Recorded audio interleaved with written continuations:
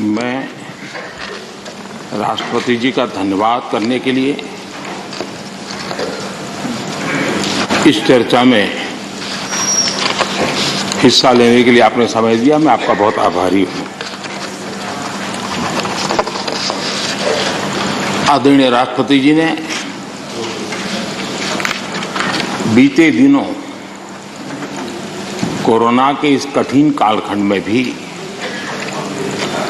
देश ने चहुं दिशा में किस प्रकार से इनिशिएटिव लिए,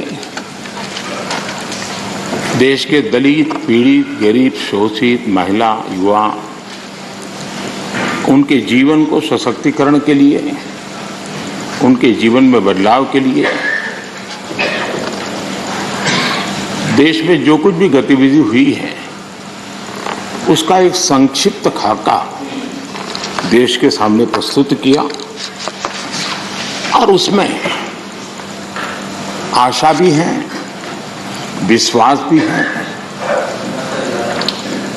संकल्प भी है, समर्पण भी है। अनेक माननीय सदस्यों ने विस्तार से चर्चा की है। माननीय खड़गे जी ने कुछ देश के लिए, कुछ दल के लिए, कुछ खुद के लिए काफी कुछ बातें बताई थी।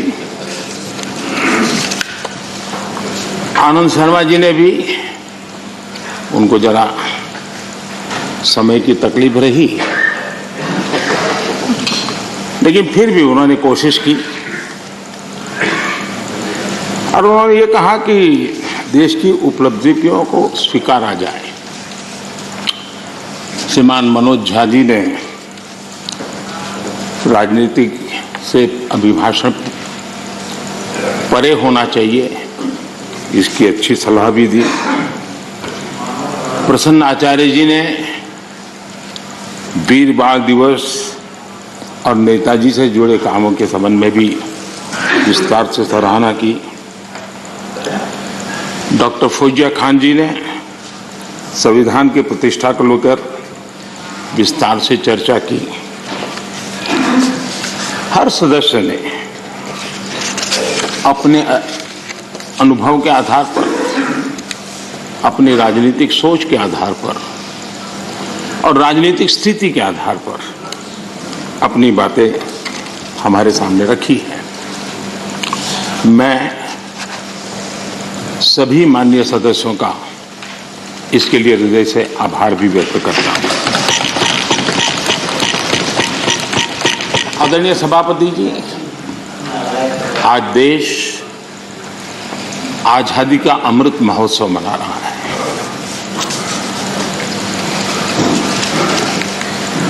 पचहत्तर साल का आजादी के कालखंड में देश को दिशा देने का, देश को गति देने का अनेक स्तर पर प्रयास हुए हैं और उन सब का लेखा जोखा लेकर के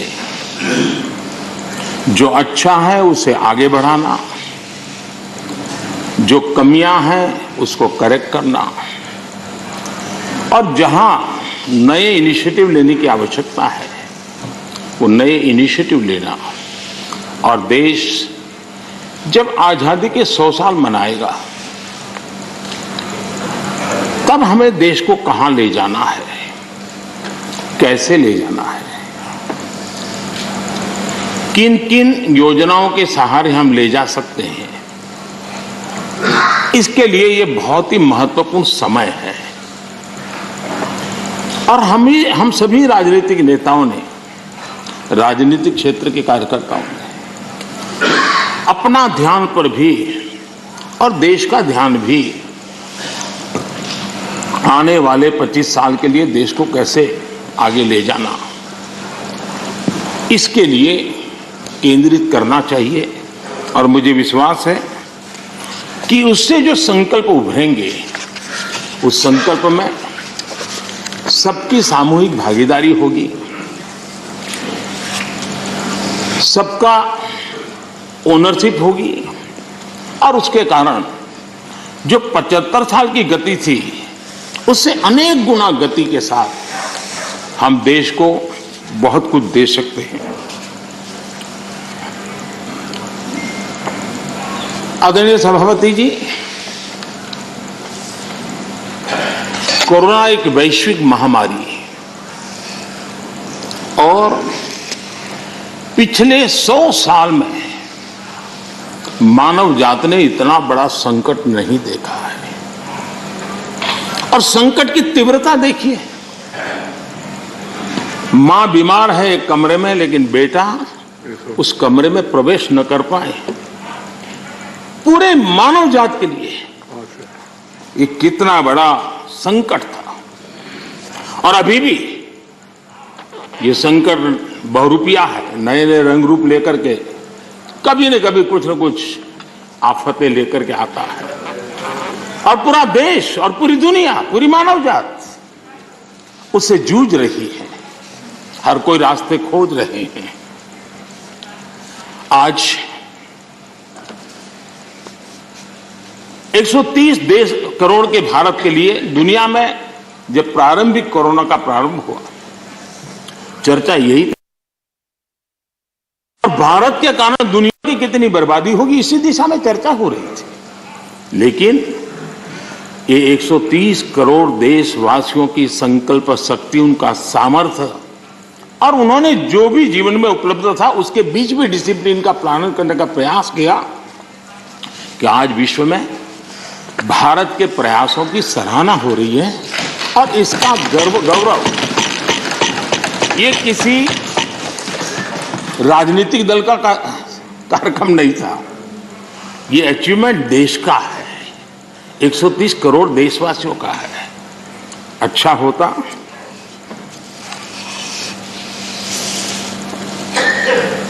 इसका यश लेने की भी कोशिश करते आप लोग, तो आपके खाते में कुछ जमा होता। लेकिन अब ये भी सिखाना पड़े। खैर, वैक्सीनेशन के संबंध में अभी प्रश्नकाल में हमारे आदरणीय मंत्री जी ने विस्तार से बात तो बताई है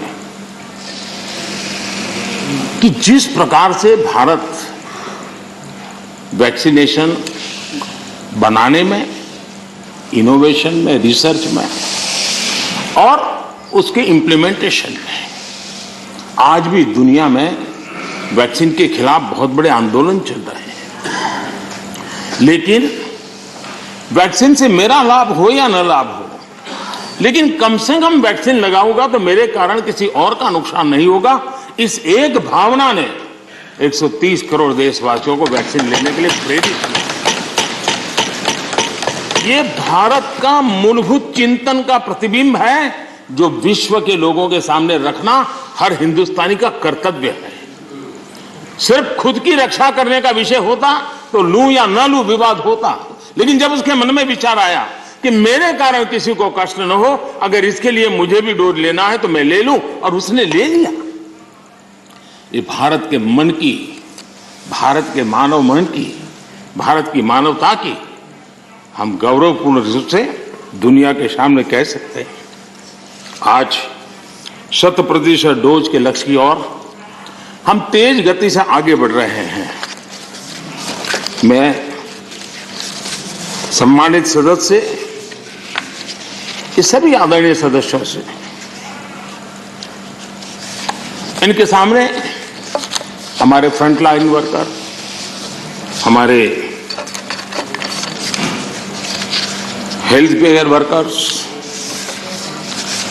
हमारे वैज्ञानिक, इन्होंने जो काम किया है उसकी सराहना करने से भारत की प्रतिभा तो खिलेगी, लेकिन इस प्रकार से जीवन खपाने वाले लोगों का भी हौसला बुलंद होगा।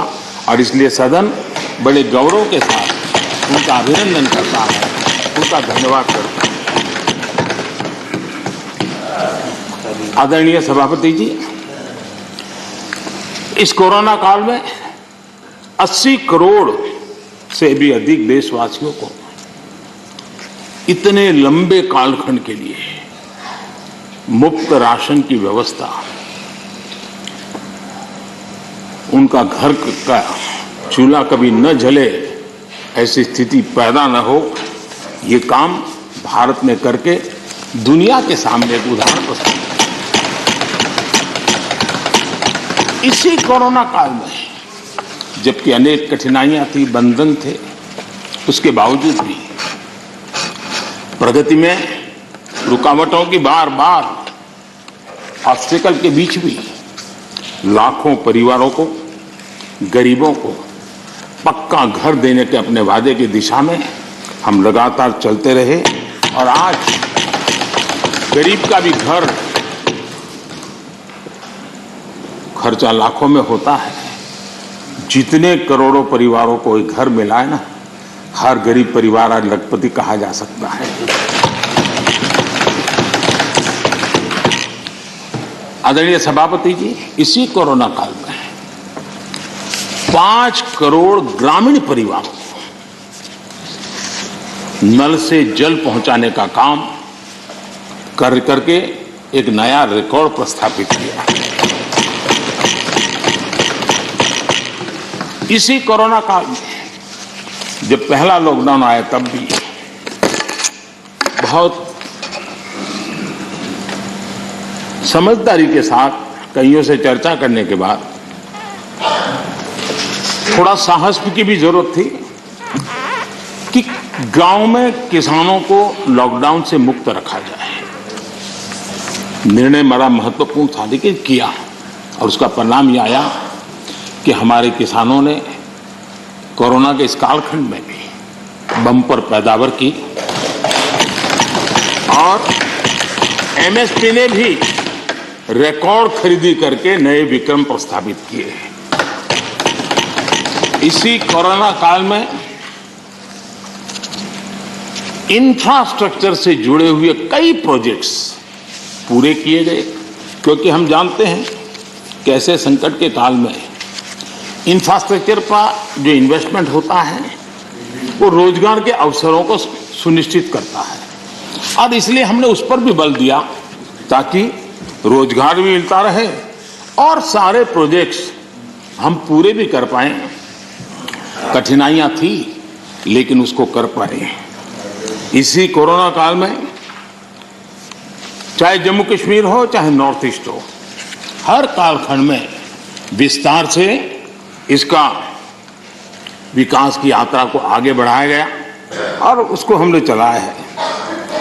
इसी कोरोना कालखंड में हमारे देश के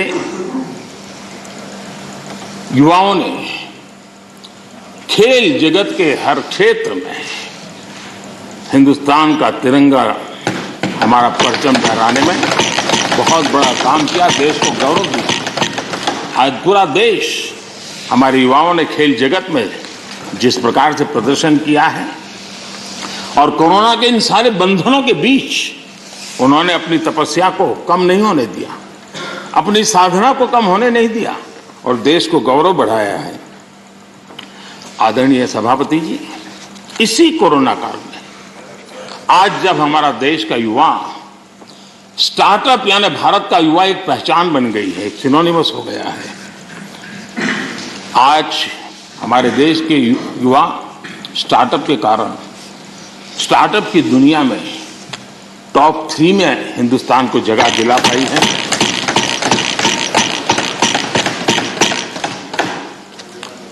आदरणीय सभापति जी, इसी कोरोना काल में चाहे COP26 का मामला हो, चाहे G20 समूह का क्षेत्र हो या चाहे समाज जीवन के अंदर अनेक अनेक विषयों में काम करना हो, चाहे दुनिया के 150 देशों को दवाई पहुंचाने की बात हो, भारत ने एक लीडरशिप रोल लिया है। आज भारत की इस लीडरशिप की दुनिया में चर्चा है, उसकी स्वीकृति है। आदरणीय सभापति जी, जब संकट का काल होता है, चुनौतियां अपार होती हो, विश्व की हर शक्ति अपने ही बचाव में लगी होती है, कोई किसी की मदद नहीं कर पाता है। ऐसे कालखंड में उस संकटों से बाहर निकालना, आज मुझे अटल बिहारी वाजपेयी जी की कविता के शब्द हम सबके लिए प्रेरणा दे सकते हैं। अटल जी ने लिखा था, व्याप्त हुआ बर्बर अंधियारा, व्याप्त हुआ बर्बर अंधियारा, किंतु चीरकर तम की छाती, किंतु चीरकर तम की छाती, चमका हिंदुस्तान हमारा। किंतु चीरकर तम की छाती, चमका हिंदुस्तान हमारा। शत शत आघातों को सहकर, शत शत आघातों को सहकर, जीवित हिंदुस्तान हमारा, जीवित हिंदुस्तान हमारा। जग के मस्तर पर रोली सा, जग के मस्तर पर रोली सा, शोभित हिंदुस्तान हमारा, शोभित हिंदुस्तान हमारा। अटल जी के शब्द आज के इस कालखंड में भारत के सामर्थ्य का परिचय कराते हैं। आदरणीय सभापति जी, इस कोरोना काल में सभी क्षेत्रों को रुकावटों के बीच भी आगे बढ़ने के लिए भरपूर प्रयास किए गए, लेकिन इसमें कुछ क्षेत्र थे जिस पर थोड़ा विशेष बल भी दिया गया, क्योंकि वो व्यापक जनहित में आवश्यक था, युवा पीढ़ी के लिए आवश्यक था। कोरोना काल में जिन विशेष क्षेत्रों पर फोकस किया, उस पर से मैं दो की चर्चा जरूर करना चाहूंगा। एक एमएसएमई सेक्टर, सबसे ज्यादा रोजगार देने वाला एक क्षेत्र है। हमने शिक्षित किया, उसी प्रकार से खेतीबाड़ी क्षेत्र, उसमें भी कोई रुकावट ना आए उसको निश्चित किया, और उसी की वजह से जैसे मैंने वर्णन किया, बम्पर क्रॉप हुआ, सरकार ने रिकॉर्ड खरीद भी की। महामारी के बावजूद गेहूं, धान की खरीदी के नए रिकॉर्ड बने। किसानों को ज्यादा एमएसपी मिला, और वो भी डायरेक्ट बेनिफिट ट्रांसफर की स्कीम के तहत मिला। पैसा सीधा उनके बैंक खातों में जमा हुआ। और मैंने तो पंजाब के लोगों के कई वीडियो देखे, क्योंकि पंजाब में पहली बार डायरेक्ट बेनिफिट ट्रांसफर से पैसा गया। उन्होंने कहा था, मेरा खेत तो उतना ही साइज है, हमारी मेहनत उतनी है, लेकिन खाते में इतना रुपया एक साथ आता है, ये पहली बार जिंदगी में।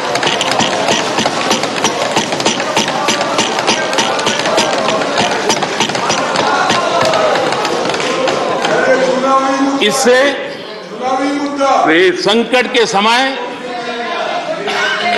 किसानों के पास कैश की सुविधा रही। ऐसे कदमों से ही इतने बड़े सेक्टर को शॉक्स और डिसरप्शन से हम बचा पाए। इसी प्रकार से एमएसएमई सेक्टर, ये उन सेक्टरों में था जिसको आत्मनिर्भर भारत पैकेज का सबसे अधिक लाभ मिला। अलग अलग मंत्रालयों ने जो पीएलआई स्कीम लॉन्च की, उससे मैन्युफैक्चरिंग को बल मिला। भारत अब लीडिंग मोबाइल मैन्युफैक्चरर बन गया है, और एक्सपोर्ट में भी उसका योगदान बढ़ रहा है। ऑटोमोबाइल और बैटरी, इस क्षेत्र में भी पीएलआई स्कीम उत्साहजनक परिणाम दे रही है। जब इतने बड़े स्तर पर मैन्युफैक्चरिंग और वो भी ज्यादातर एमएसएमई सेक्टर के द्वारा होता है, तो स्वाभाविक है दुनिया के देशों से ऑर्डर भी मिलते हैं, ज्यादा अवसर भी मिलते हैं। और सत्य ये है कि इंजीनियरिंग गुड्स जो बड़ी मात्रा में एमएसएमई बनाते हैं, इस समय जो एक्सपोर्ट का आंकड़ा बड़ा बना है उसमें ये इंजीनियरिंग गुड का भी बहुत बड़ा योगदान है। ये भारत के लोगों के कौशल्य का और भारत के एमएसएमई की ताकत को प्रदर्शित करता है। हमारी डिफेंस मैन्युफैक्चरिंग इंडस्ट्री को हम देखें, यूपी और तमिलनाडु में डिफेंस कॉरिडोर बना रहे हैं,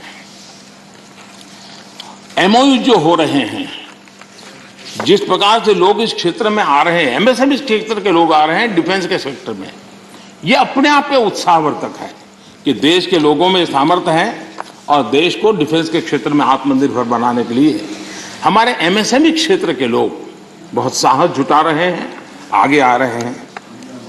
आदरणीय सभापति जी, एमएसएमई को जेम उसके माध्यम से सरकार में जो सामान की खरीदी होती है उसका एक बहुत बड़ा माध्यम बनाया है और वो प्लेटफॉर्म के कारण आज बहुत सुविधा बनी है।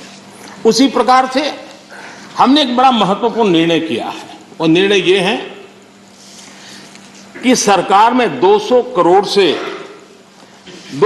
रुपए तक के जो टेंडर होंगे वो टेंडर ग्लोबल नहीं होंगे, उसमें हिंदुस्तान के लोगों को ही अवसर दिया जाएगा और जिसके कारण हमारे एमएसएमई सेक्टर को और इसके द्वारा हमारे रोजगार को बल मिलेगा।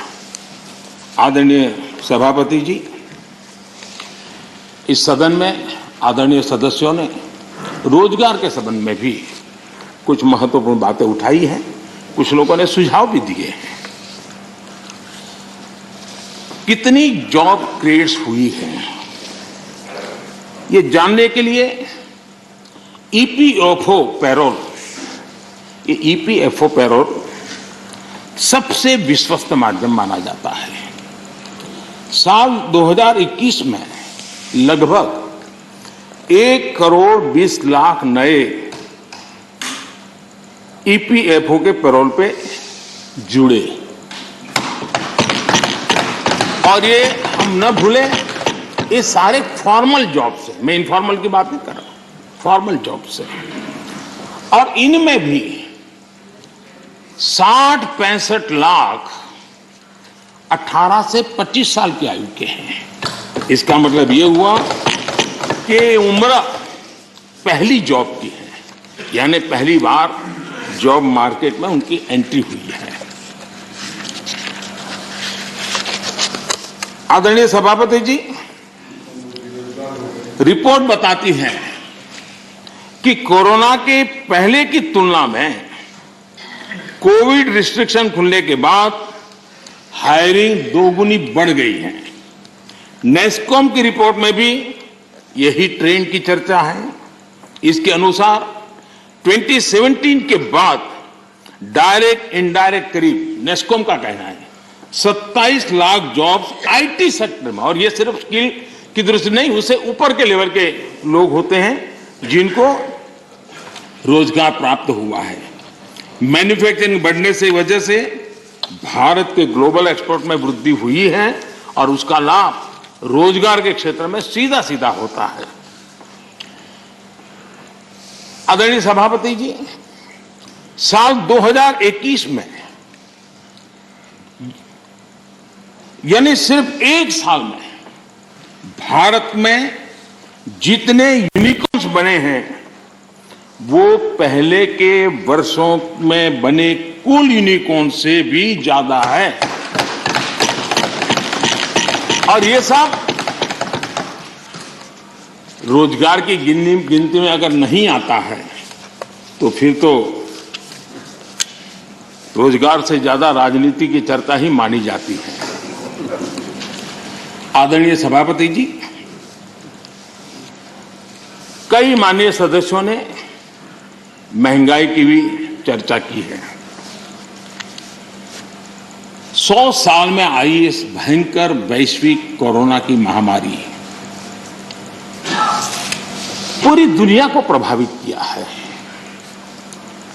अगर महंगाई की बात करें तो अमेरिका में 40 साल में सबसे अधिक महंगाई का ये दौर अमेरिका झेल रहा है। ब्रिटेन 30 साल में सबसे अधिक महंगाई के मार से आज परेशान है। दुनिया के 19 देशों में जहां यूरो करेंसी है, वहां महंगाई का दर हिस्टोरिकली हाईएस्ट है, उच्चतम है। ऐसे माहौल में भी महामारी के दबाव के बावजूद हमने महंगाई को एक लेवल पर रोकने का बहुत प्रयास किया है, ईमानदारी से कोशिश की। 2014 से लेकर 2020 तक ये दर 4 से 5% के आसपास थी। इसकी तुलना जरा यूपीए के दौर से करें तो पता चलेगा कि महंगाई होती क्या है। यूपीए के समय महंगाई डबल डिजिट छू रही थी। यूपीए के समय डबल डिजिट छू रही थी। आज हम एकमात्र बड़ी इकोनॉमी है जो हाई ग्रोथ और मीडियम इन्फ्लेशन अनुभव कर रहे हैं।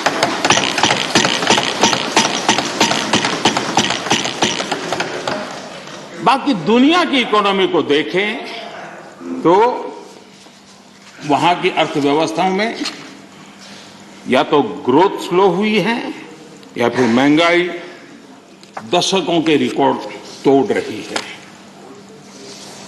आदरणीय सभापति जी,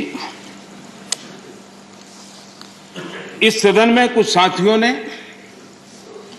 भारत की निराशाजनक तस्वीर पेश की और पेश करने में आनंद आ रहा था, ऐसा भी लग रहा था। मैं जब इस प्रकार की निराशाएं देखता हूं तो फिर मुझे लगता है कि सार्वजनिक जीवन में उतार चढ़ाव आते रहते हैं, जय पराजय होता रहता है। उससे छाई हुई व्यक्तिगत जीवन की निराशा कम से कम देश पर नहीं थोपनी चाहिए।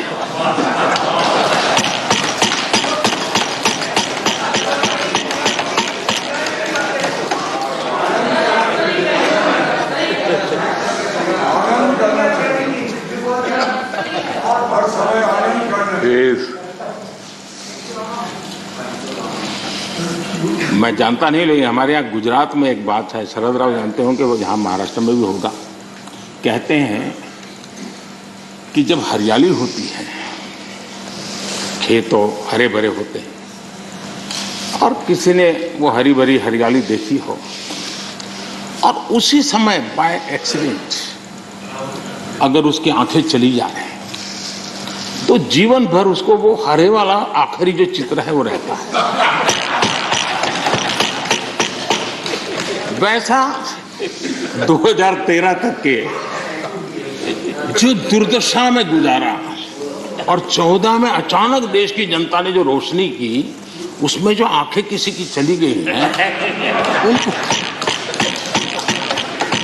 पुराने दिन ही दिखते हैं। आदरणीय सभापति जी,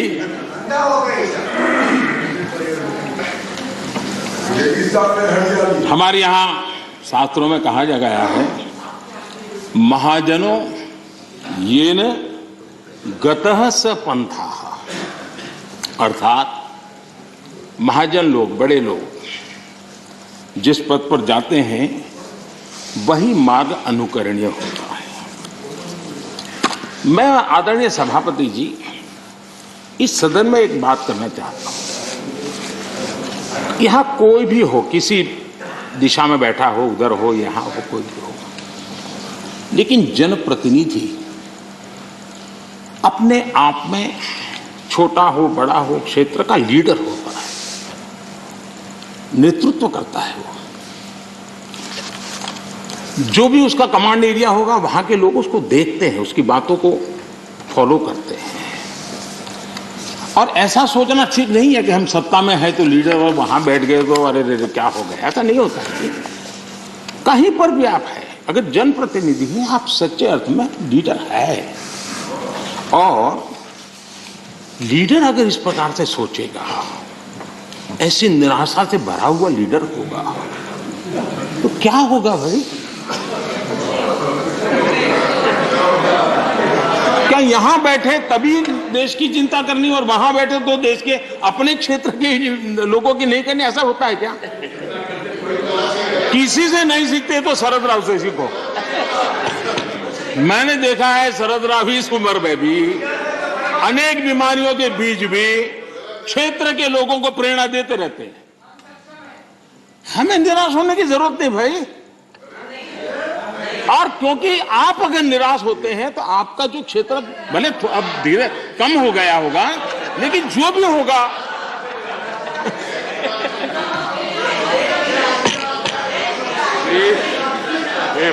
बैठ के रनिंग कमेंट्री करना उचित नहीं है, पद्धति में नहीं।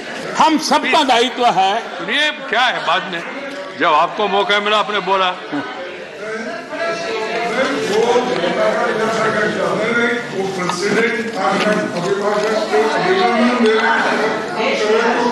ठीक है ठीक है, आप लोग करके जी आपको बुलाया। ठीक ठीक, नहीं ये तो ये रिकॉर्ड में जाएगा नहीं। ये रिकॉर्ड में नहीं जा रहे, अननेसेसरी।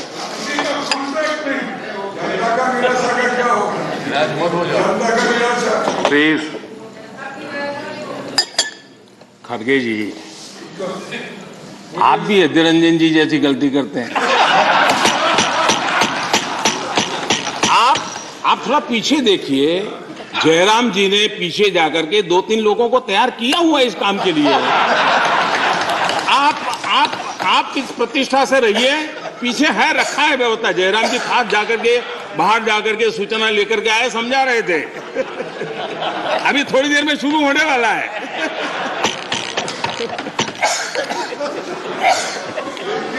आप सम्मानीय नेता है।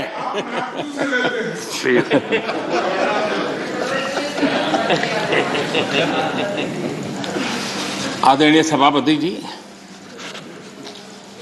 सत्ता किसी की भी हो, सत्ता में कोई भी हो, लेकिन देश के सामर्थ्य को कम नहीं आंकना चाहिए। हमने देश के सामर्थ्य का पूरे विश्व के सामने खुले मन से गौरवगान करना चाहिए, देश के लिए बहुत आवश्यक होता है। आदरणीय सभापति जी, सदन में हमारे एक साथी ने कहा vaccination is not a big deal. Vaccination is not a big deal. मैं ये देखकर हैरान हूं, कुछ लोगों को भारत की इतनी बड़ी उपलब्धि नहीं लग रही है।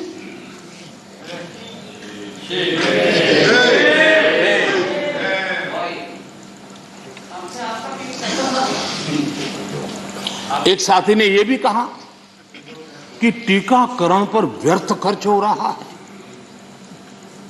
ये देश सुनेगा तो क्या लगेगा ऐसे लोगों के लिए?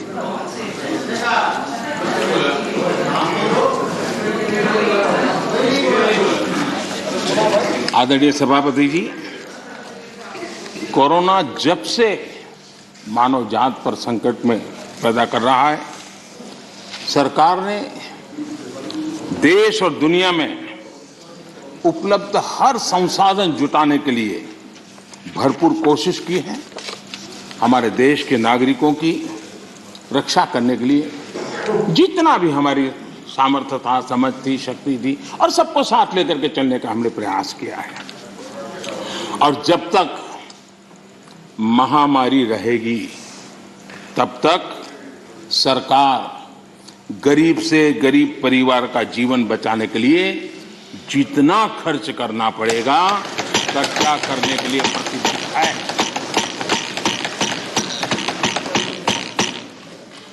लेकिन कुछ दल के बड़े नेता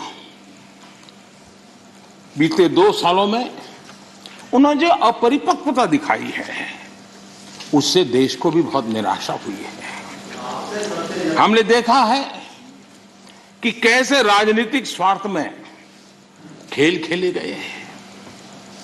भारतीय वैक्सीन के खिलाफ मुहिम चलाई गई। थोड़ा सोचिए, जो पहले आपने कहा था, आज जो हो रहा है, इसको थोड़ा दोनों साथ मिलाकर देखिए।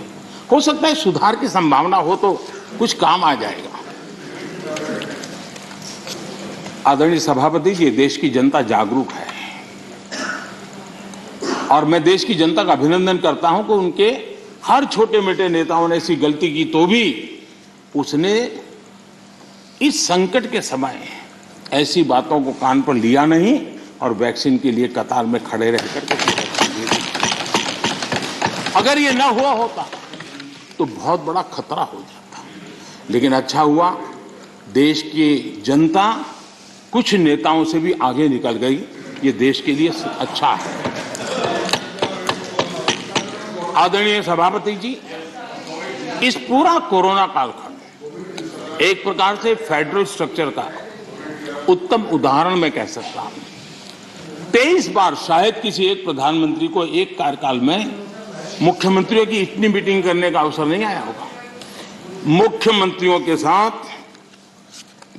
23 मीटिंगें की गई और विस्तार से चर्चाएं की और मुख्यमंत्रियों के सुझाव और भारत सरकार के पास जो जानकारियां थी उसमें मिलजुल करके, क्योंकि इस सदन में राज्यों से जुड़े हुए वरिष्ठ नेता यहां बैठे हैं और इसलिए मैं ये कहना चाहूंगा, ये अपने आप में बहुत बड़ी घटना है। 23 मीटिंगें करना इस कालखंड में और विस्तार से चर्चा करके रणनीति बनाना और सबको ऑन बोर्ड लेकर के चलना, और चाहे केंद्र सरकार हो, राज्य सरकार हो या स्थानीय स्वराज की संस्था की इकाइयां हो, सबने मिलकर के प्रयास किया है। हम किसी की योगदान को कम नहीं आंकते हैं, हम तो इसको देश की ताकत मानते हैं। लेकिन आदरणीय सभापति जी, कभी आत्मचिंतन करने की जरूरत है कुछ लोगों को। जब कोरोना की ऑल पार्टी मीटिंग बुलाई गई, सरकार की तरफ से विस्तार से प्रेजेंटेशन देना था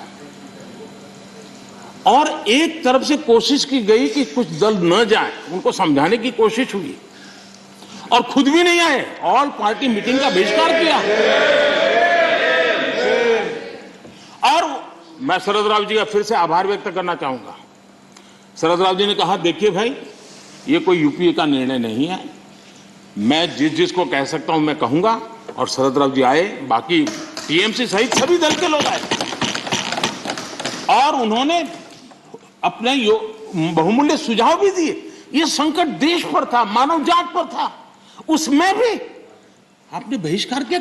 ये पता नहीं आपके एडवाइजर कौन है जी, कौन कहां से आप सलाह लेके आते हैं, आपका भी नुकसान कर रहे हैं जी। देश रुका नहीं, देश चल पड़ा, आप अटक गए और हर एक को आश्चर्य हुआ।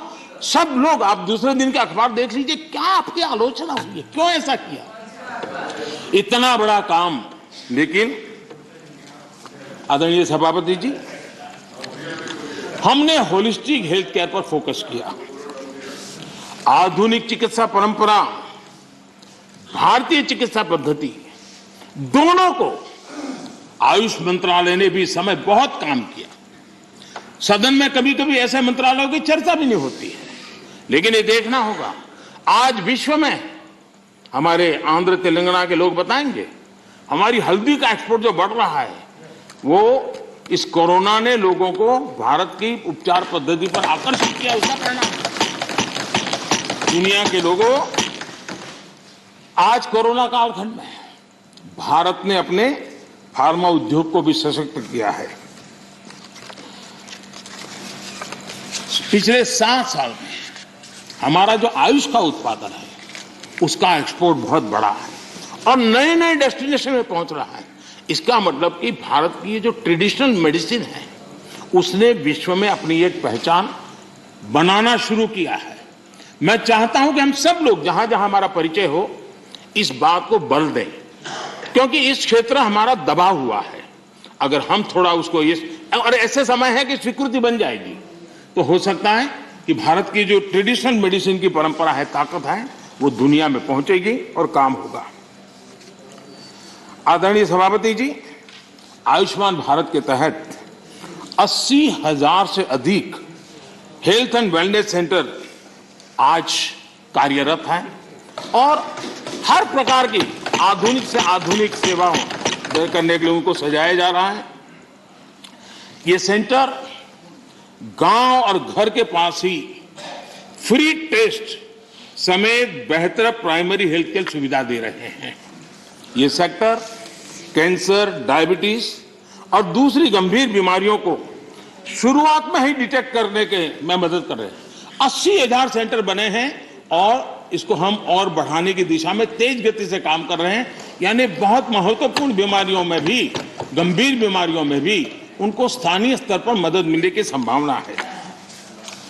आदरणीय सभापति जी, वैसे पुरानी परंपरा ये थी कि बजट के पहले कुछ टैक्स लगा दो ताकि बजट में चर्चा न हो, बजट में दिखे नहीं और उस दिन शेयर मार्केट गिर न जाए। हमने ऐसा नहीं किया, हमने उल्टा किया। हमने बजट के पहले 64,000 करोड़ रुपए पीएम आत्मनिर्भर स्वस्थ भारत योजना के तहत क्रिटिकल हेल्थ इंफ्रास्ट्रक्चर के निर्माण के लिए राज्यों के अंदर बांटे। अगर ये चीज हम बजट में रखते तो और बहुत बड़ा बजट शानदार दिखता। शानदार तो है ही है, और शानदार दिखता, लेकिन हम उस मोह के में रखने के बजाय कोरोना के समय इसकी तत्काल व्यवस्था करने के लिए हमने पहले इसको किया और 64,000 करोड़ रुपए हमने इस काम के लिए दिए। आदरणीय सभापति जी, इस बार खड़गे जी बड़ा विशेष बोल रहे थे और कह रहे हैं कि मुझे तो कह रहे हैं कि मैं उस पर बोलूं, इधर उधर ना बोलूं, लेकिन वो क्या बोले हैं उसको भी एक बार चेक कर लिया जाए। सदन में कहा गया कि कांग्रेस ने भारत की बुनियाद डाली और भाजपा वालों ने सिर्फ झंडा गाड़ दिया।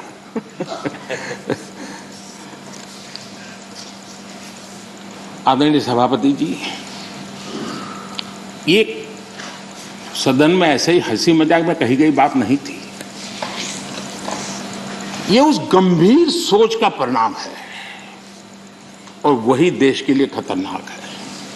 और वो है, कुछ लोग यही मानते हैं कि हिंदुस्तान 1947 में पैदा हुआ और उसी के कारण ये समस्या होती है। और इसी सोच का परिणाम है कि भारत में पिछले 75 साल में जिसको काम करने का 50 साल मौका मिला था, उनकी नीतियों पर भी इस मानसिकता का प्रभाव रहा है और उसी के कारण कई विकृतियां पैदा हुई है। ये डेमोक्रेसी आपकी मेहरबानी से नहीं है, हमारे कुर्बानी से और आपको 1975 में डेमोक्रेसी का गला घोंटने वालों को डेमोक्रेसी का गौरव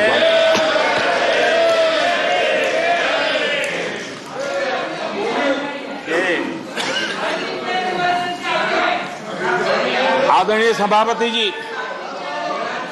ये 47 में पैदा हुए हैं ना, ऐसी जो सोच वाले लोग हैं, उन्होंने एक बात दुनिया के सामने गाजे बाजे के साथ कहनी चाहिए थी, वो कहने से कतरा गए। हमें गर्व के साथ कहना चाहिए था कि भारत, मदर इंडिया, ये मदर ऑफ डेमोक्रेसी है।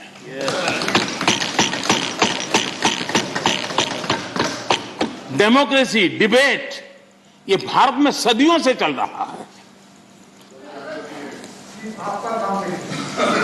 और कांग्रेस की कठिनाई ये है, डायनेस्टी के आगे उन्होंने कुछ सोचा ही नहीं, ये उनकी परेशानी है। और पार्टी में जो डेमोक्रेसी की बात करते हैं ना, वो जरा समझे, भारत के लोकतंत्र को सबसे बड़ा खतरा परिवारवादी पार्टियों का है, ये मानना पड़ेगा।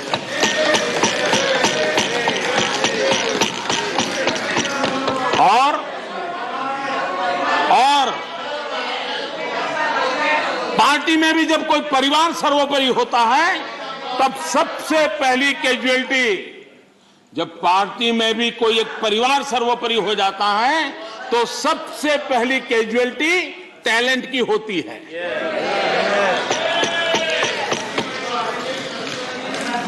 देश ने अरसे तक इस सोच का बहुत नुकसान उठाया है। मैं चाहता हूं कि सभी राजनीतिक दल लोकतांत्रिक आदर्शों और मूल्यों को अपने दलों में भी विकसित करें, उसको समर्पित करें और हिंदुस्तान की सबसे पुरानी पार्टी के रूप में कांग्रेस इसकी जिम्मेवारी ज्यादा उठाए। आदरणीय सभापति जी, यहां पर यह कहा गया कि कांग्रेस न होती तो क्या होता।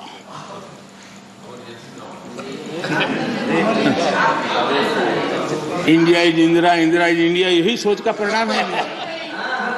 आदरणीय सभापति जी,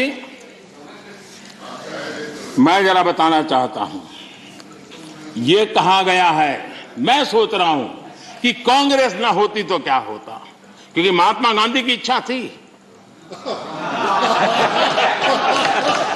क्योंकि महात्मा गांधी को मालूम था कि इनके रहने से क्या क्या होने वाला है और इन्होंने कहा था पहले से इसको खत्म करो, इसको बिखेर दो। महात्मा गांधी ने कहा था।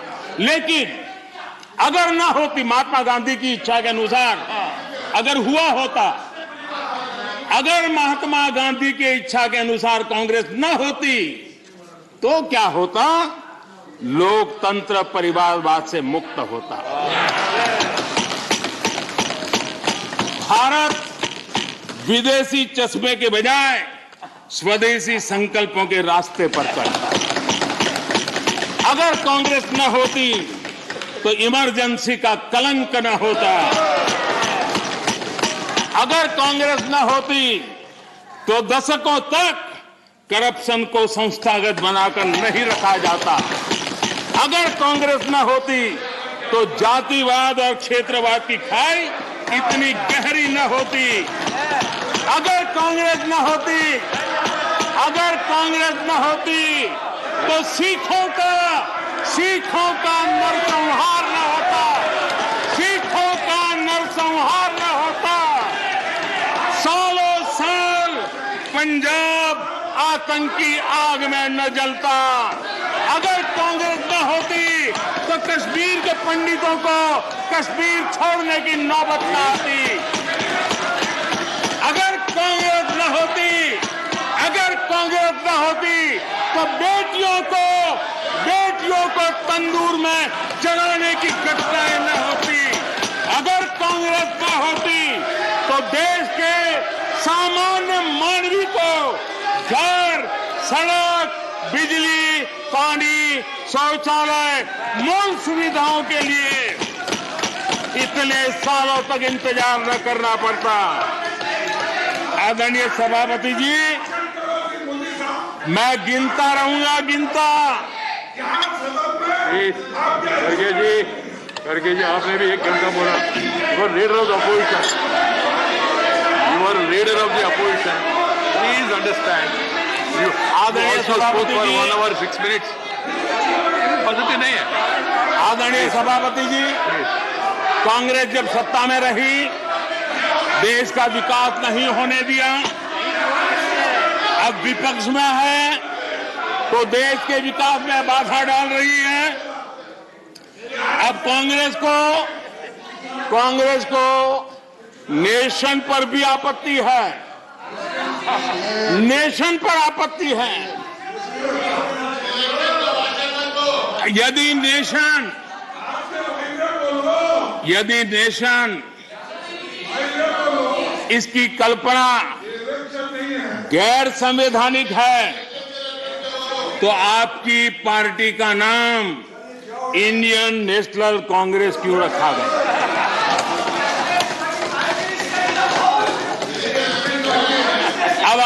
नई सोच आई है तो इंडियन नेशनल कांग्रेस नाम बदल दीजिए और आप फेडरेशन ऑफ कांग्रेस कर दीजिए। अपने पूर्वजों की गलती जरा सुधार दीजिए। आदरणीय सभापति जी, आदरणीय सभापति जी, यहाँ पर Nothing will go on record without my permission. आदरणीय सभापति जी, Without my permission, nothing will go on record. Any comment? Federalism को लेकर भी कांग्रेस, टीएमसी और लेफ्ट सहित अनेक साथियों ने यहाँ बड़ी बड़ी बातें की। जरूरी भी है क्योंकि ये राज्यों के वरिष्ठ नेताओं का ये सदन है, लेकिन सभी साथियों को आदरणीय सभापति जी,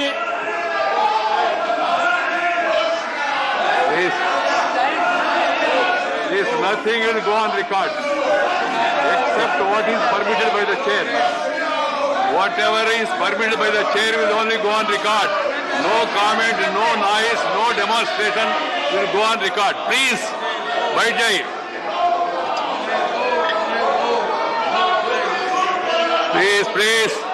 Please. The Prime Minister is intervening. I have permitted it. It will only go on record. Ramdas ji, आप चिंता मत करिए. आप चिंता मत करिए. जो जाना है वो जाएगा. आप क्यों चिंता करते हैं? प्रधानमंत्री जी, yes. That is your comment, na? So let the people decide. Why when we speak, we don't bother about all this. धन्यवाद आदरणीय सभापति जी। लोकतंत्र में सिर्फ सुनाना ही नहीं होता है, सुनना भी लोकतंत्र का हिस्सा है। लेकिन सालों तक उपदेश देने की आदत रखी है, इसलिए जरा बातें सुनने में मुश्किल हो रहा है। आदरणीय सभापति जी, फेडरलिज्म को लेकर कांग्रेस, टीएमसी और लेफ्ट सहित अनेक साथियों ने यहां कई विचारों को प्रस्तुत किया है और बहुत स्वाभाविक है, और इस सदन में इसकी चर्चा होना और स्वाभाविक है क्योंकि यहां राज्य के वरिष्ठ नेता, उनका मार्गदर्शन इस सदन में हमें मिलता रहता है। लेकिन जब ये बात करते हैं तब मैं आज सबसे आग्रह करूंगा कि हम फेडरलिज्म के संबंध में हमारे जो कुछ भी विचार हैं, कभी बाबा साहब आम्बेडकर को जरूर पढ़ें, बाबा साहब आम्बेडकर की बातों का स्मरण करें। बाबा साहब आम्बेडकर जी ने जो संविधान सभा में कहा था, उसी को मैं कोट कर रहा हूं। और बाबा साहब आम्बेडकर ने कहा था, ये फेडरेशन एक यूनियन है क्योंकि यह अटूट है। प्रशासनिक सुविधा हेतु देश और लोगों को विभिन्न राज्यों में विभाजित किया जा सकता है।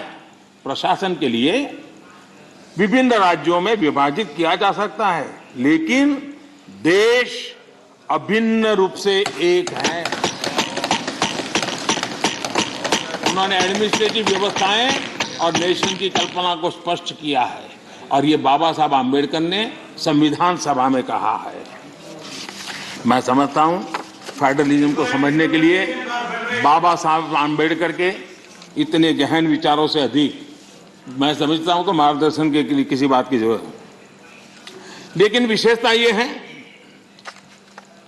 क्या हुआ है हमारे देश में, फेडरलिज्म के इतने बड़े बड़े भाषण दिए जाते हैं, इतने उपदेश दिए जाते हैं। हम क्या वो दिन भूल गए जब एयरपोर्ट पर जरा जरा सी बातों के लिए मुख्यमंत्री हटा दिए जाते थे। आंध्र प्रदेश के पूर्व मुख्यमंत्री टी अंजय जी के साथ क्या हुआ था, ये सदन के अनेक नेता अच्छी तरह जानते हैं। प्रधानमंत्री के बेटे को एयरपोर्ट पर उनका प्रबंध पसंद नहीं आया तो उनको बर्खास्त कर दिया।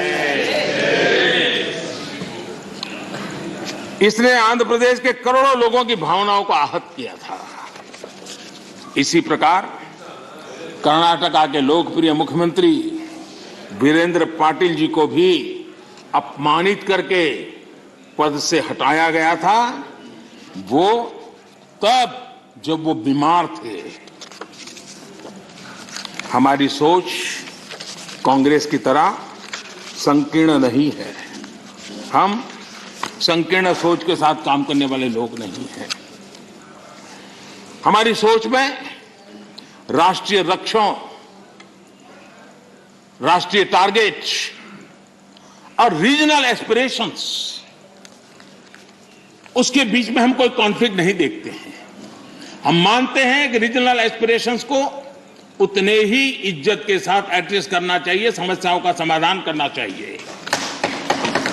और भारत की प्रगति भी तब होगी जब देश विकास को ध्यान में रखते हुए रीजनल एस्पिरेशंस को एड्रेस करें। यह दायित्व बनता है। जब हम इस बात को कहते हैं देश को आगे बढ़ाना, लेकिन इसकी यह भी शर्त है कि जब राज्य प्रगति करते हैं तब देश की तरक्की होती है। राज्य प्रगति न करे और देश की तरक्की के लिए हम सोचे तो हो नहीं सकता है। और इसलिए पहली शर्त है राज्य प्रगति करे तब देश की तरक्की होती है। और जब देश की तरक्की होती है, देश समृद्ध होता है, देश के अंदर समृद्धि आती है, तो वो समृद्धि राज्यों में पर्कोलेट होती है और इसके कारण देश समृद्ध बनता है। इस सोच के साथ हम चलते हैं। और मैं तो जानता हूं, मैं गुजरात में था, मुझ पर क्या क्या जुल्म हुए हैं दिल्ली सरकार के द्वारा, इतिहास गवाह है। क्या कुछ नहीं हुआ मेरे साथ, गुजरात के साथ क्या क्या क्या नहीं हुआ। लेकिन उस कालखंड में भी हर दिन आप मेरे रिकॉर्ड देख लीजिए, मुख्यमंत्री के नाते मैं हमेशा एक ही बात कहता था कि गुजरात का मंत्र क्या है, देश के विकास के लिए गुजरात का विकास।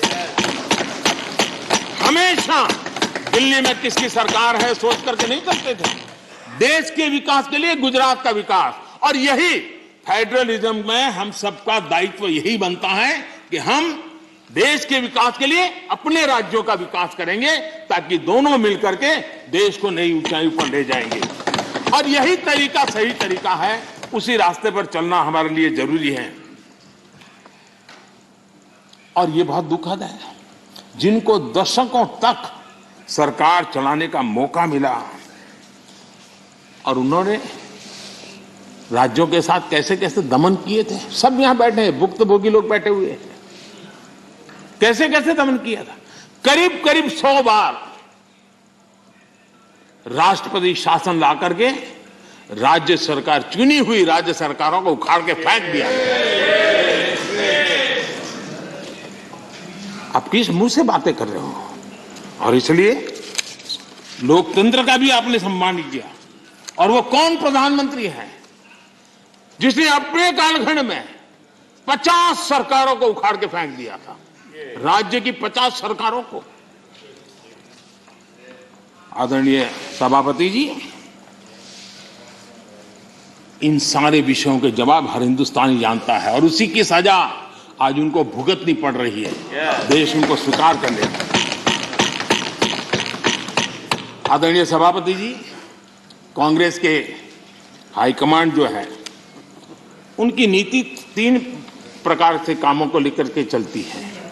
एक, पहले डिस्क्रेडिट करो, फिर डिस्टेबलाइज करो और फिर डिसमिस करो। इसी तरीके से अविश्वास पैदा करो, अस्थिर करो और फिर बर्खास्त करो। इन्हीं बातों को लेकर के चले हैं।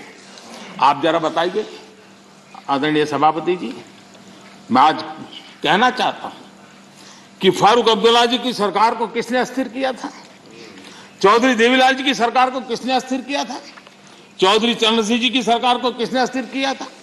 पंजाब में सरदार बादल की सरकार के किसने बर्खास्त किया था? महाराष्ट्र में बाला साहब ठाकरे को बदनाम करने के लिए किसने डर्टी ट्रिक्स का उपयोग किया था? कर्नाटका में रामकृष्ण हेगड़े और एसआर बोम्बई की सरकार को किसने गिराया था? 50 के दशक में केरला की चुनी हुई कम्युनिस्ट सरकार को किसने गिराया था?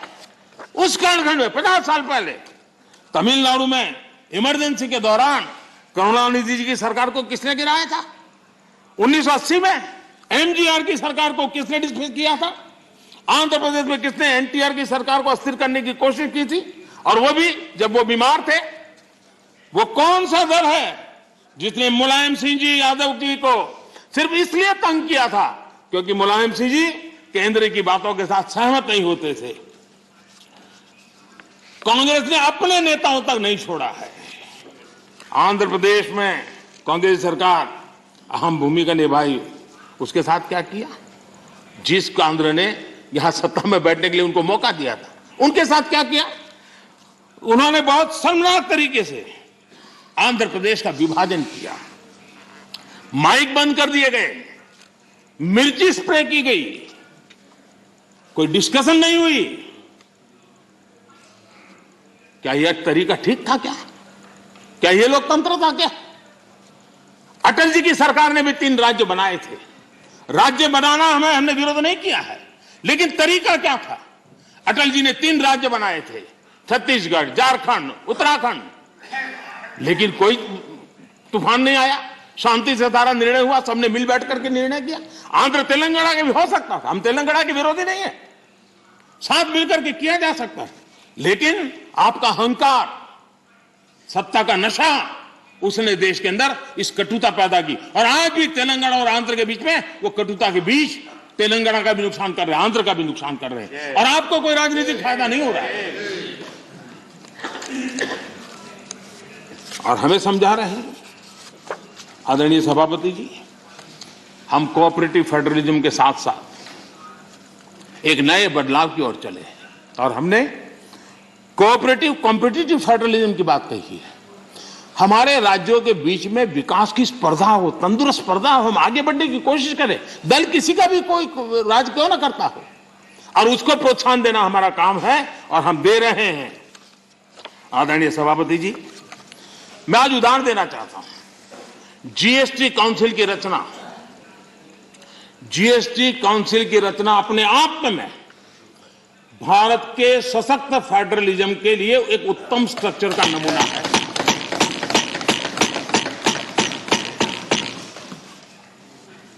रेवेन्यू के अहम निर्णय जीएसटी काउंसिल में होते हैं और राज्यों के वित्त मंत्री और भारत के वित्त मंत्री सभी इक्वल टेबल पर बैठ करके निर्णय करते, कोई बड़ा नहीं, कोई छोटा नहीं, कोई आगे नहीं, कोई पीछे नहीं, सब साथ मिलकर के दे। और देश को गर्व होना चाहिए, इस सदन को ज्यादा गर्व होना चाहिए कि जीएसटी के सारे निर्णय, सैकड़ों निर्णय हुए हैं, सबके सब सर्वानुमति से हुए। सभी राज्यों के वित्त मंत्री और भारत के वित्त मंत्री ने मिलकर के किए हैं। इससे बड़ा फेडरलिज्म का उत्तम स्वरूप क्या हो सकता है? कौन इसका गौरव नहीं करेगा? लेकिन हम इसका भी गौरव नहीं करते हैं। आदरणीय सभापति जी, एक और उदाहरण मैं देना चाहता हूं फेडरलिज्म का। हमने देखा कि जैसे सामाजिक न्याय ये देश में बहुत अनिवार्य होता है, वरना देश आगे नहीं बढ़ता है, वैसे भी क्षेत्रीय न्याय भी उतना ही जरूरी होता है। अगर कोई क्षेत्र विकास में पीछे रह जाएगा तो देश आगे भी नहीं बढ़ सकता है। और इसलिए हमने एक योजना बनाई, एस्पिरेशनल डिस्ट्रिक्ट। देश में 100 से ऐसे डिस्ट्रिक्ट चुने, अलग अलग पैरामीटर के आधार पर चुने गए, राज्यों के साथ मशवरा करके चुने गए, और उन 100 से अधिक जो डिस्ट्रिक्ट हैं वो राज्य के जो एवरेज डिस्ट्रिक्ट है उसकी बराबरी तो कम से कम आ जाए तो बोझ कम हो जाएगा। और उस काम को हमने किया और आज मैं बड़े संतोष के साथ कहूंगा, बड़े गौरव के साथ कहूंगा, योजना का विचार भले भारत सरकार को आया, लेकिन एक राज्य को छोड़कर के सभी राज्यों ने इसको ओन किया। 100 से अधिक जिलों की स्थिति बदलने के लिए केंद्र सरकार, राज्य सरकार और जिला इकाई आज मिलकर के काम कर रहे हैं, और उसमें सभी दलों की सरकार वाले राज्य हैं। ऐसा नहीं है कि वो भारतीय जनता पार्टी की राज्य वाली सरकारें हैं।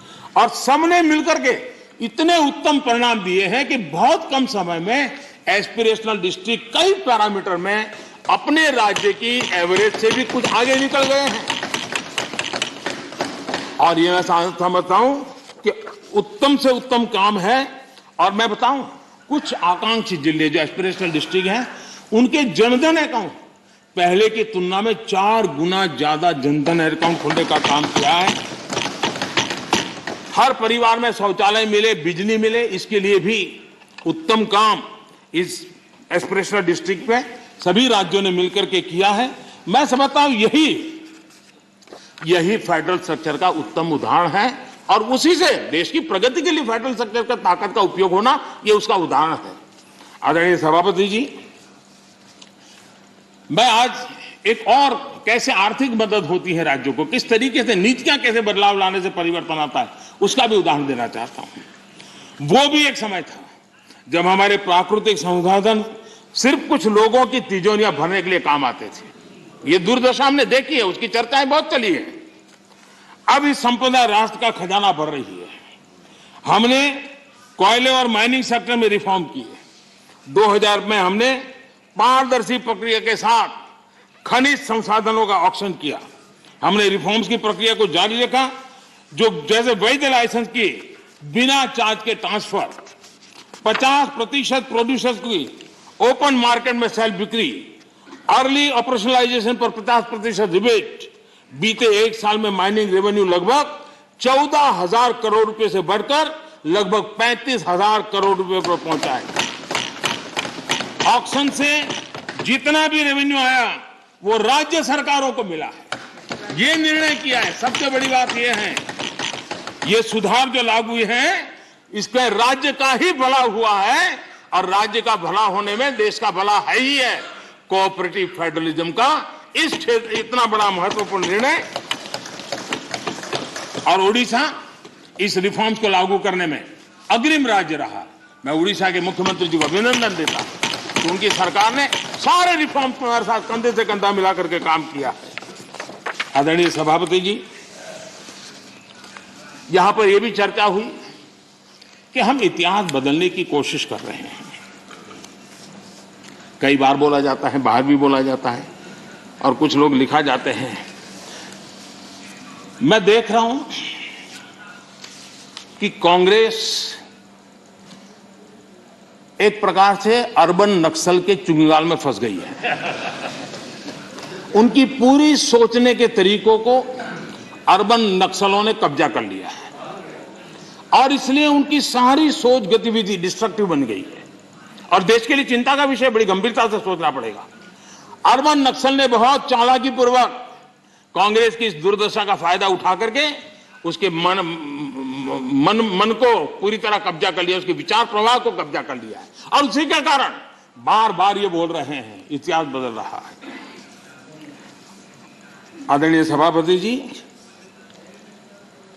हम सिर्फ कुछ लोगों की याददाश्त को ठीक करना चाहते हैं, थोड़ा उनका मेमोरी पावर बढ़ाना चाहते हैं। हम कोई इतिहास बदल नहीं रहे हैं। कुछ लोगों का इतिहास कुछ ही साल से शुरू होता है, हम जरा उसको पहले ले जा रहे हैं और कुछ नहीं कर रहे। अगर उनको 50 साल के इतिहास में ही मजा आता है तो हमको 100 साल तक ले जा रहे हैं। किसी को 100 साल तक मजा आता है तो हम 200 साल के इतिहास में ले जाते हैं। किसी को 200 से मजा आता है हम 300 ले जाते हैं। अब जो 300 साढ़े 300 ले जाएंगे तो छत्रपति शिवाजी का नाम आएगा ही आएगा।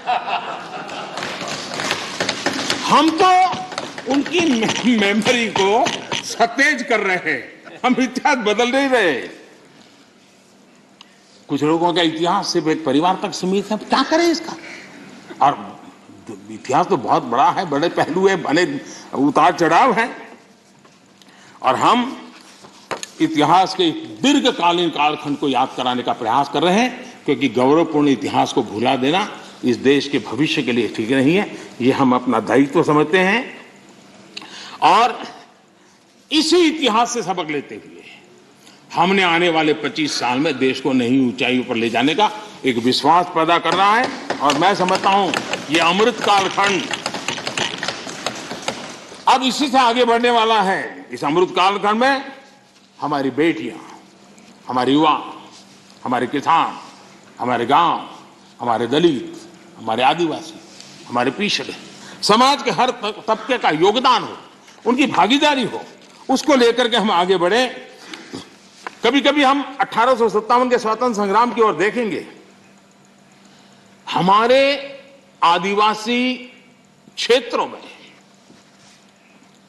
1857 के स्वतंत्र संग्राम में जो योगदान दिया गया है, कभी हमें पढ़ने को नहीं मिल रहा है। इतने महान स्वर्णिम पुरुषों को हम कैसे भूल सकते हैं? और हम इन चीजों को याद कराने की कोशिश कर रहे हैं।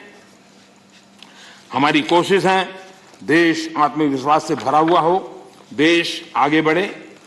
आदरणीय सभापति जी, महिलाओं के सशक्तिकरण भी हमारे लिए प्राथमिकता है।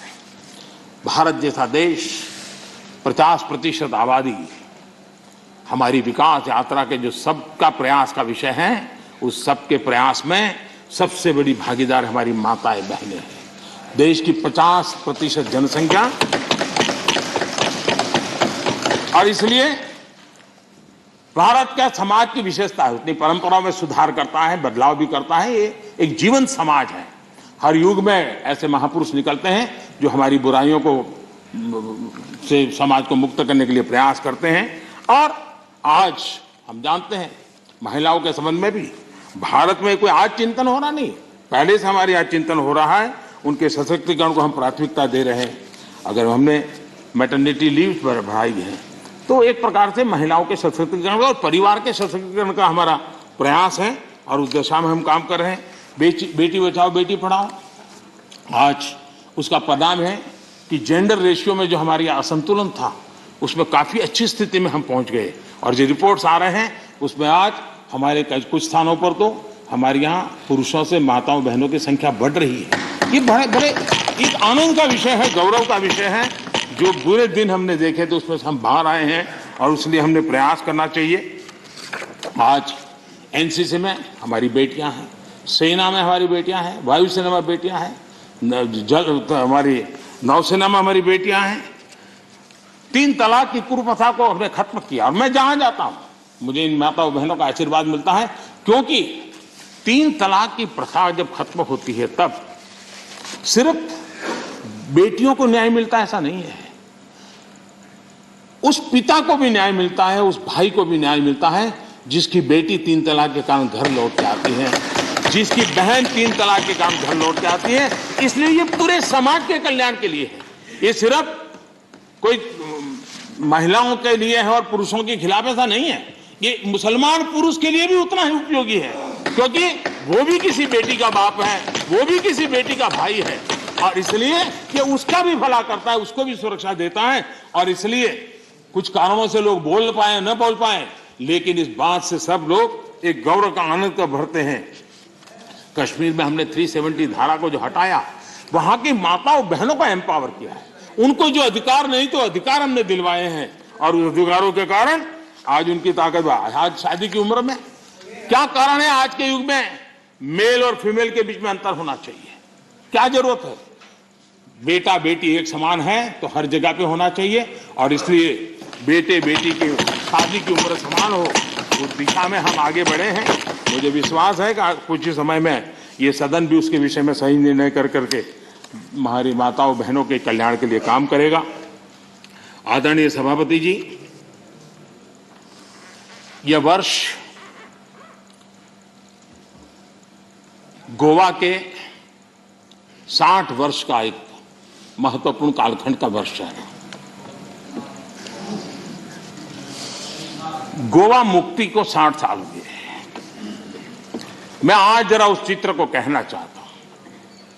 हमारे कांग्रेस के मित्र जहां भी होंगे जरूर सुनते होंगे, गोवा के लोग जरूर आज सुनते होंगे मेरी बात को।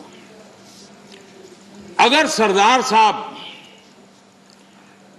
जिस प्रकार से सरदार पटेल ने हैदराबाद के लिए रणनीति बनाई, इनिशिएटिव लिए, जिस प्रकार से सरदार पटेल ने जूनागढ़ के लिए रणनीति बनाई, कदम उठाए, अगर सरदार साहब की प्रेरणा लेकर के गोवा के लिए भी वैसी ही रणनीति बनाई होती तो गोवा को हिंदुस्तान आजाद होने के 15 साल तक गुलामी में नहीं रहना पड़ा होता। भारत की आजादी के 15 साल के बाद गोवा आजाद हुआ और उस समय के 60 साल पहले के अखबार, उस जमाने की मीडिया रिपोर्ट बताती है कि तब के प्रधानमंत्री अंतर्राष्ट्रीय छवि का क्या होगा, ये उनकी सबसे बड़ी चिंता का विषय था।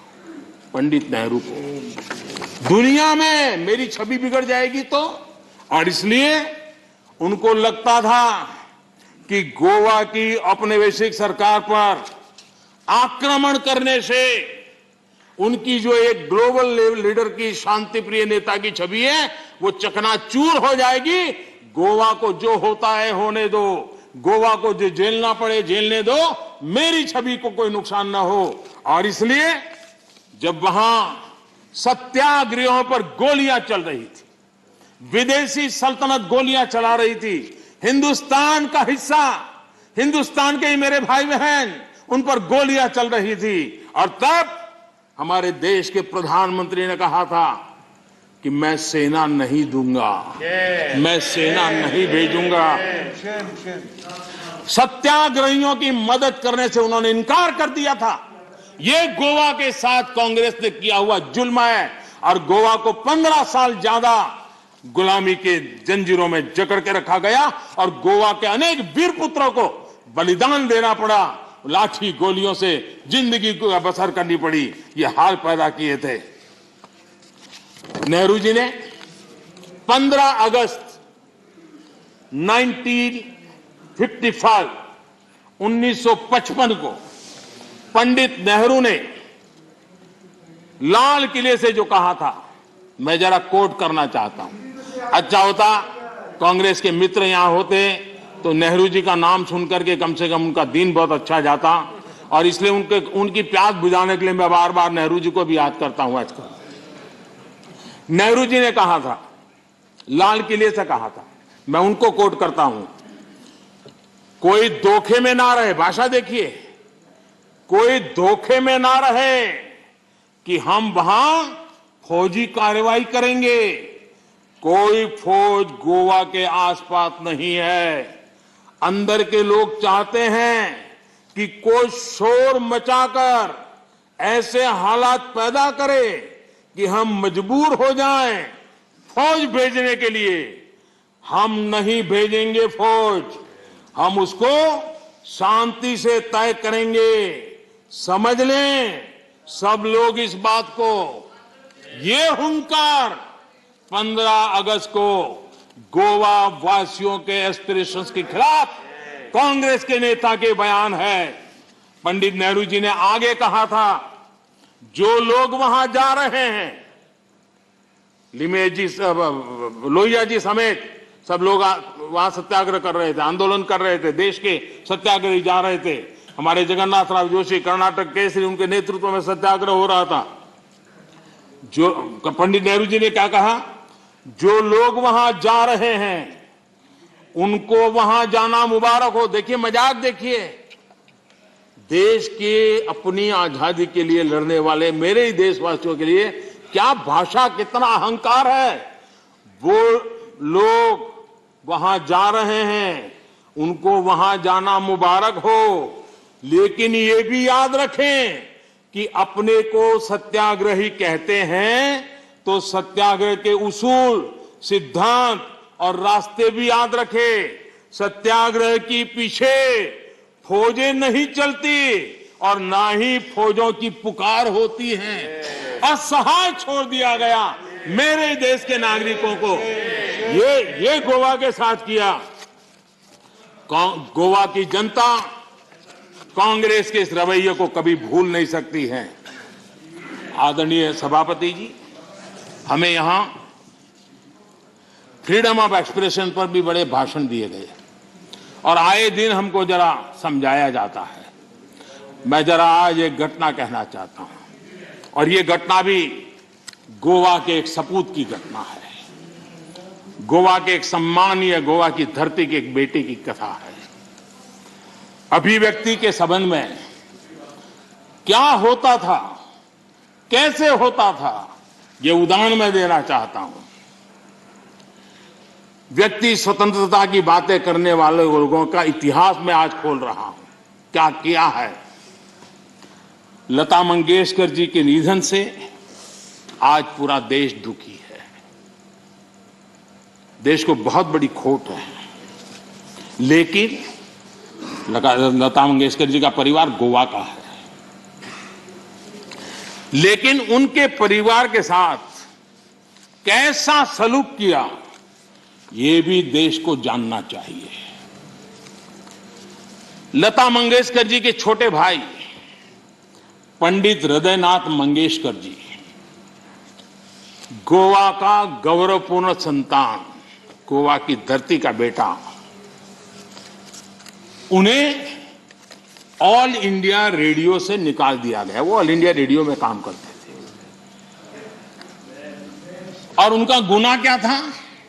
उनका गुनाह यह था कि उन्होंने वीर सावरकर की एक देशभक्ति से भरी कविता की ऑल इंडिया रेडियो पर प्रस्तुति दी थी। आप देखिए, हृदयनाथ जी ने एक इंटरव्यू में बताया, उनका इंटरव्यू अवेलेबल है। उन्होंने इंटरव्यू में कहा, जब वो सावरकर जी से मिले कि मैं आपका गीत करना चाहता हूं, तो सावरकर जी ने उनको कहा, क्या तुम जेल जाना चाहते हो क्या? मेरी कविता गाकर के जेल जाना चाहते हो क्या? तो हृदयनाथ जी ने उनकी देशभक्ति से भरी कविता उसे संगीतबद्ध किया। 8 दिन के अंदर उनको ऑल इंडिया रेडियो से निकाल दिया गया। ये आपका फ्रीडम ऑफ एक्सप्रेशन है। ये स्वतंत्रता की आपकी झूठ बातें देश के सामने आपने रखी है। कांग्रेसी सरकारों ने दौरान किस प्रकार जुल्म हुए, ये सिर्फ हृदयनाथ मंगेशकर जी गोवा के बेटे के साथ हुए ऐसे नहीं, इसकी सूची काफी लंबी है। मजरू सुल्तानपुरी जी को पंडित नेहरू की आलोचना करने के लिए 1 साल जेल में बंद कर दिया गया। नेहरू जी के रवैये की आलोचना करने के लिए प्रोफेसर धर्मपाल जी को जेल में डाल दिया गया था। प्रसिद्ध संगीतकार किशोर कुमार जी को इमरजेंसी में इंदिरा जी के सामने न झुकने के कारण, इमरजेंसी के पक्ष में न बोलने के कारण उनको आपातकाल में उनको भी निकाल दिया गया था। हम सभी जानते हैं कि एक विशेष परिवार के खिलाफ अगर कोई थोड़ी सी भी आवाज उठाता है, जरा भी आंख ऊंची करता है, तो क्या होता है। सीताराम केसरी को हम भली भांति जानते हैं, क्या हुआ ये हमें पता है। आदरणीय सभापति जी, मेरी सदन के सदस्यों से, सभी से प्रार्थना है कि भारत के उज्जवल भविष्य पे भरोसा करें। 130 करोड़ देशवासियों के सामर्थ्य पर हम भरोसा करें। हम बड़े लक्ष्य लेकर के इसी सामर्थ्य के आधार पर देश को नई ऊंचाई पर ले जाने के लिए हम कृत संकल्पी बने। आदरणीय सभापति जी, हमने मेरे तेरे अपने पराए इस परंपरा को खत्म करना होगा और एक मत से, एक भाव से, एक लक्ष्य से एक साथ चलना, यही देश के लिए समय की मांग है। एक स्वर्णिम काल है। पूरा विश्व भारत को तरफ बड़े आशा से और बड़े गौरव से देखा। ऐसे समय हम मौका गंवा न दें। देशवासियों के कल्याण के लिए इससे बड़ा कोई अवसर आने वाला नहीं है। ये मौका हम पकड़ लें। 25 साल की यात्रा हमें कहीं से कहां पहुंचा सकती है। हमारे देश के लिए, हमारी परंपराओं के लिए हम गौरव करें। और सभापति जी, हम बड़े विश्वास के साथ मिलकर के चलेंगे। और हमारे यहां तो शास्त्रों में कहा गया है, सं गच्छध्वम, सं वदध्वम संवो मनासी जानताम, यानी हम साथ चले, साथ चर्चा करें, मिलकर हर कार्य करें। इसी आह्वान के साथ मैं राष्ट्रपति जी के अभिभाषण को अनुमोदन करता हूं, उनका धन्यवाद भी करता हूं और सभी आदरणीय सदस्यों ने जो सहभाग किया, विचार रखे, उनका भी धन्यवाद करता हूं। बहुत बहुत धन्यवाद।